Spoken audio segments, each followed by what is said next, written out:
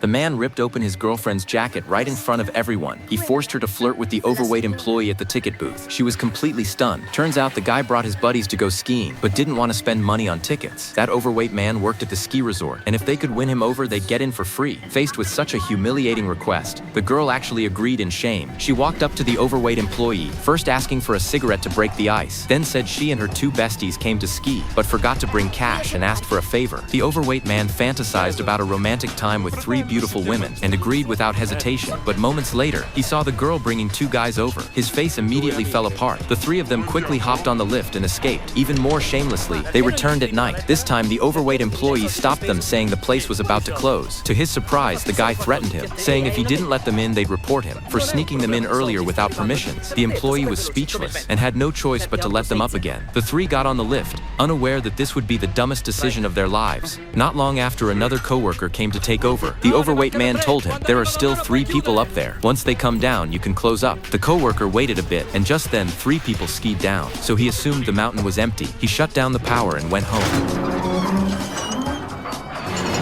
Meanwhile, the three were still on the lift, which suddenly stopped in midair. At first, they thought it was a minor issue and would be fixed soon, until the lights on the lift turned off one by one. They were swallowed by the darkness, and finally realized something was very wrong. The girl remembered it was Sunday. This ski resort only opens on weekends, which meant if they were forgotten, they'd be stuck up there for 7 days. They shouted for help, but only the freezing wind answered. Time passed, and Mark couldn't hold it in anymore. He opened the safety bar and relieved himself off the lift. Just then, snow began to fall, getting heavier by the minute. A blizzard was coming. The wind blew icy shards right into them, making loud crackling sounds. The three huddled together, still shivering uncontrollably from the cold. Suddenly, a light appeared behind them. Someone was coming up in a snowplow to patrol. Thinking they were safe, they began yelling desperately, but the blizzard was too fierce, and the worker never expected people to be stuck on the lift. He got a call to return and started backing up. The three realized what was happening and quickly threw down goggles, helmets, and snowboards, trying to get his attention, but the patrollers still didn't see them and drove away, leaving the three in complete despair.